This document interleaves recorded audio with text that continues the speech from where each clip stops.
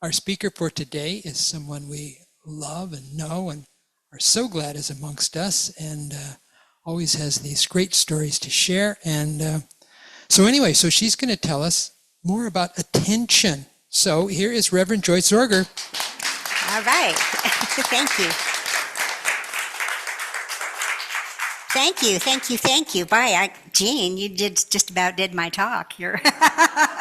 I love what you had to say. I have some interesting things to say about the intentional attention. And I'm drinking my tea here. This is slippery elm tea to help my voice. And I just had to lip sync the songs that were played. I love the cadence of the last song. That was really, I wanted to get up and when the rains came, and the rains have come again out at Feather Ranch. And I have to tell you that back, in 2023, the devastation of the property from the rains, they had to move all the dirt that came down from the mountains and put that into like a retaining wall. And I had a company come out and do they power shot seed into that big mound of dirt. First they put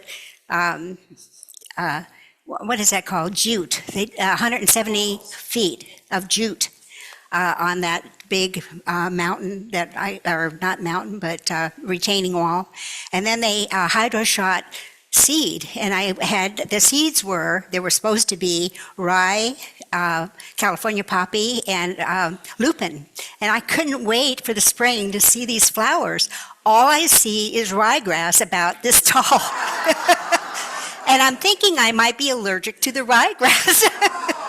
Because I've had I had bronchitis back in February and it went into March, and then it left me coughing so much, left me with this laryngitis. And I wasn't sure if I was going to be able to speak today. So yesterday I purposely didn't answer the phone. I didn't take calls or make calls. I was quiet all day long, which is hard for me to do. So I'm glad to be here so I can talk. And after today, even if I lose my voice, that's okay, because I've had my voice to speak with you about what I want to speak with you about. And I have some interesting things to share. So let me put this down.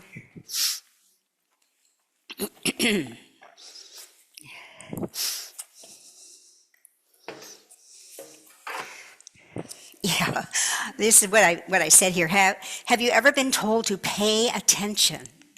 Have you been told that when you were a kid? Pay attention. I have, but mostly to myself, and I can understand what Jean was sharing here. We say that, we have to say that to ourselves, pay attention. And it seems so easy these days for me to become distracted by random thoughts that invade my consciousness. Random thoughts come and go. And I can start to do one thing and get distracted by something else. I'm sure you've all experienced that. And the one thing that I intended to do may or may not get done. So I received an example of this in an email. It was back in 2008. The acronym for this is AAADD, and it stands for Age-Activated Attention Deficit Disorder. AAADD, Age-Activated Attention Deficit Disorder. It stands for, as I mentioned, I searched my files for this email. I was determined to find it so I could read it to you, and I retyped it and kept losing it on my computer. But I had to keep my attention. I stayed with it, and I spent a lot of time doing this because I couldn't talk to anybody, and so this was a perfect thing. It helped me to be quiet. So this is how AAADD, how it manifests. Okay. I decide to water my garden. As I turn on the hose near the driveway, I look over at my car and decide it needs washing. As I start toward the garage, I notice the mail on the porch table that I brought up from the mailbox earlier. I decide to go through the mail before I wash the car. I lay my keys on the table. I put the junk mail in the garbage can under the table and notice that the can is full. So I decide to put the bills back on the table and take out the garbage first. But I think, since I'm going to be near the mailbox when I take out the garbage, I may as well pay the bills first. I take my checkbook off the table and see that there is only one check left. My extra checks are in the desk in my office. So I go inside the house to my desk where I find a can of Coke that I'd been drinking. I'm going to look for my checks, but first I need to put the can of Coke aside so I don't accidentally spill it over on my desk. The Coke is getting warm. I feel that it's getting warm, so I decide I need to put it in the refrigerator to keep it cold.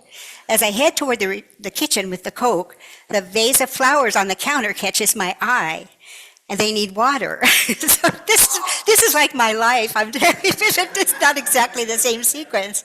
As I put my Coke on the counter and discover my reading glasses, I've been searching for them all morning. I decide I better put them back on my desk.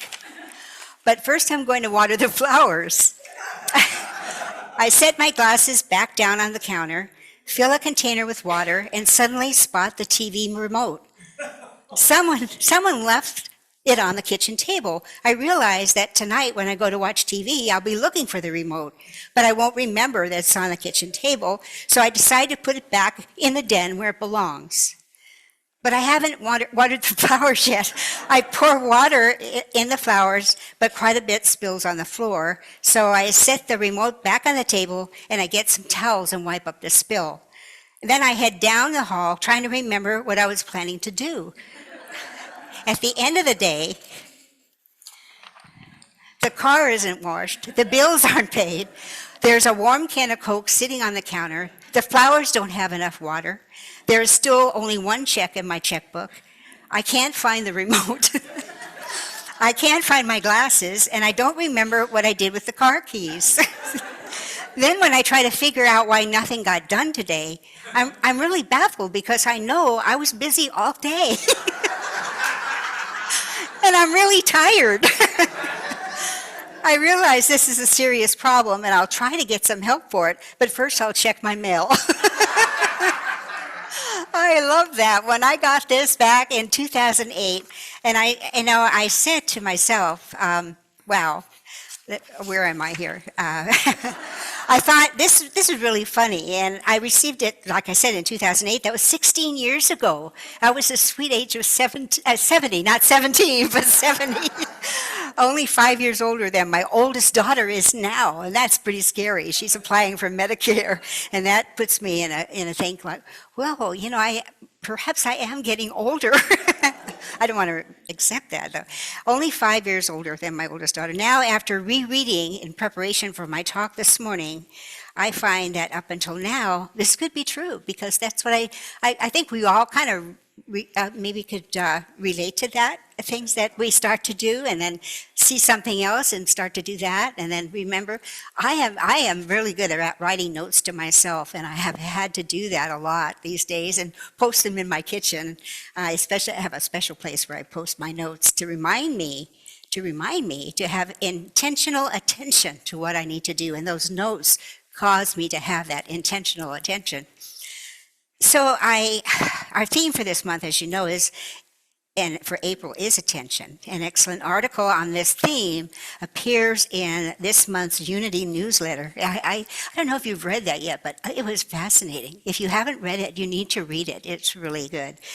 And so when I put my title together for my talk this morning, I even thought of our attention, our choice. That's always our choice. It takes a little work, as Jean was expressing in her inspirational reading, that it's up to us. We have to choose to pay attention, and keep our mind focused on what it is we need to do.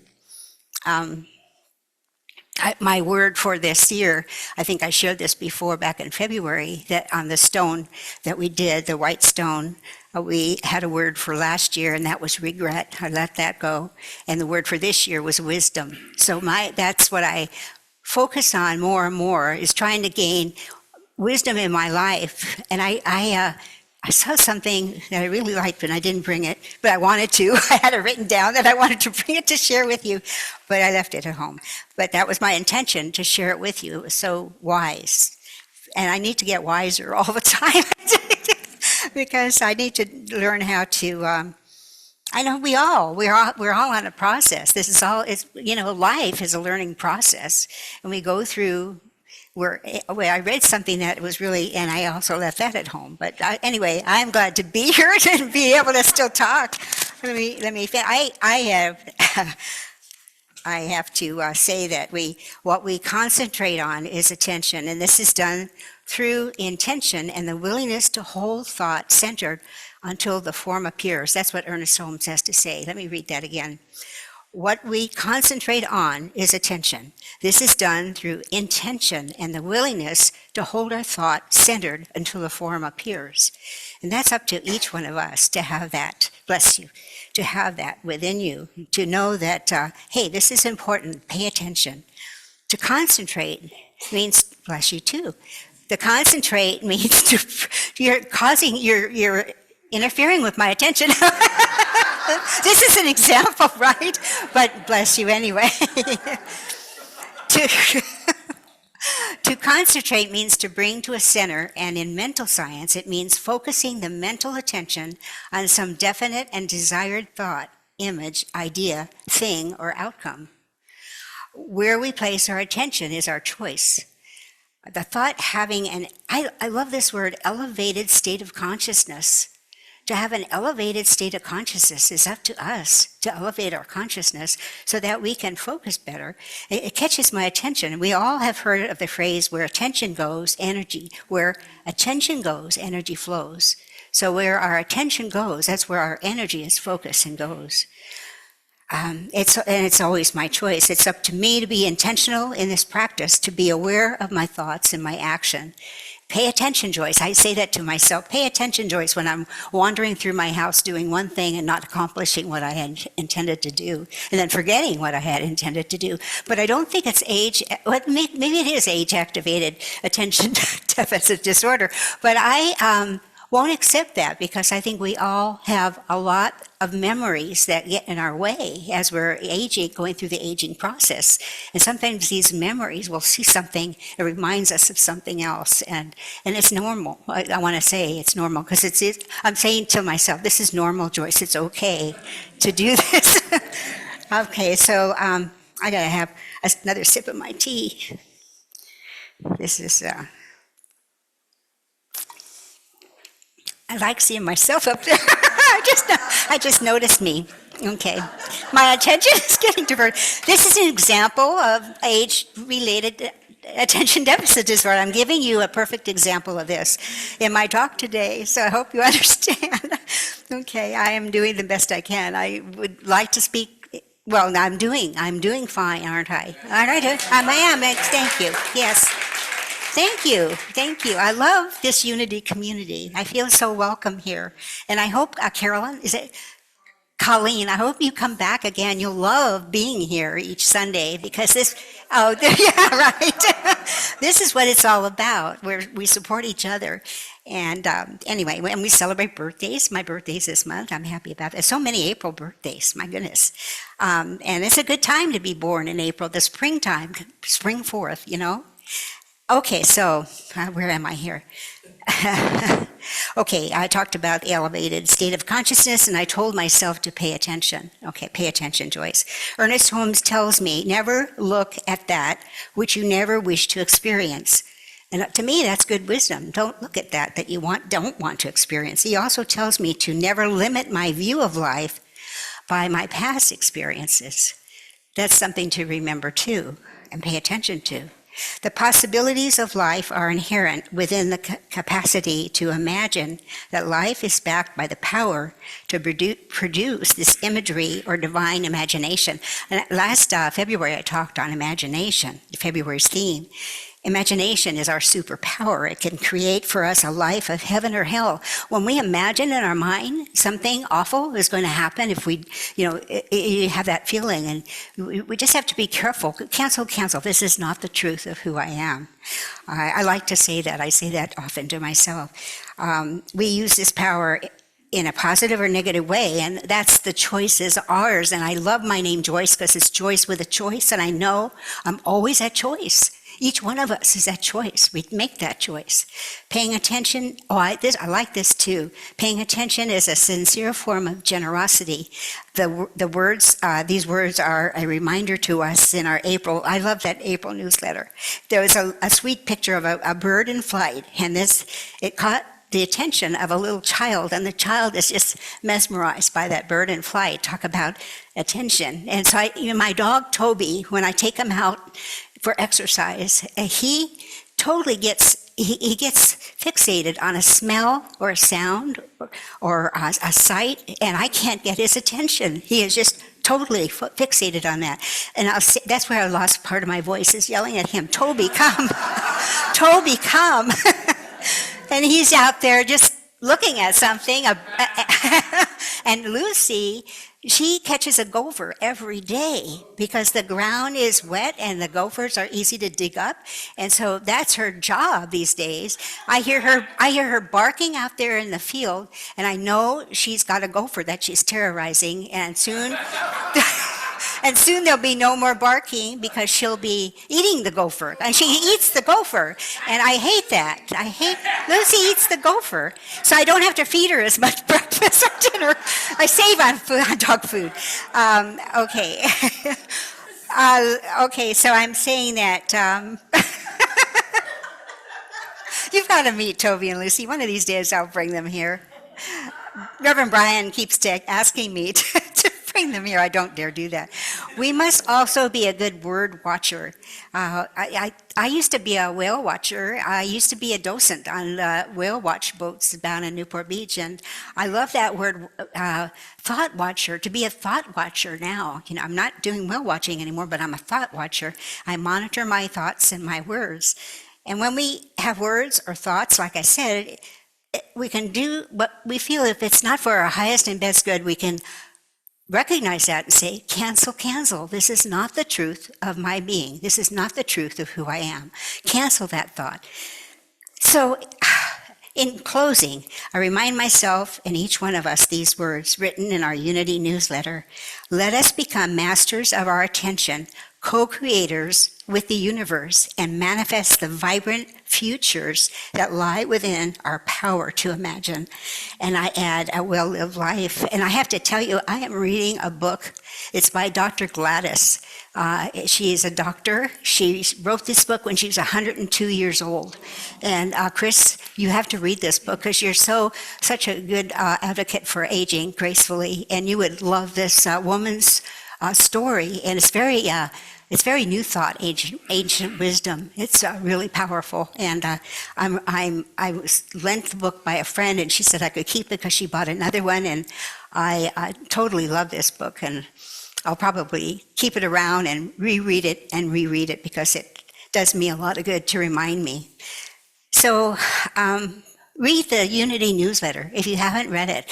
It's really interesting. How many of you have read it? I want you to raise your hand if you've read it.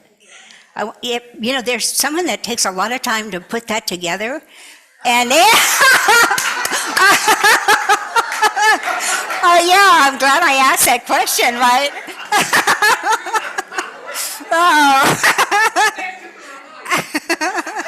Oh my goodness. Oh wow, pay attention.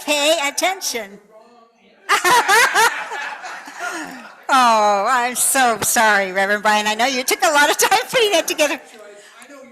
I am reading it. Well, that is my message this morning. So thank you all. Thanks for paying attention.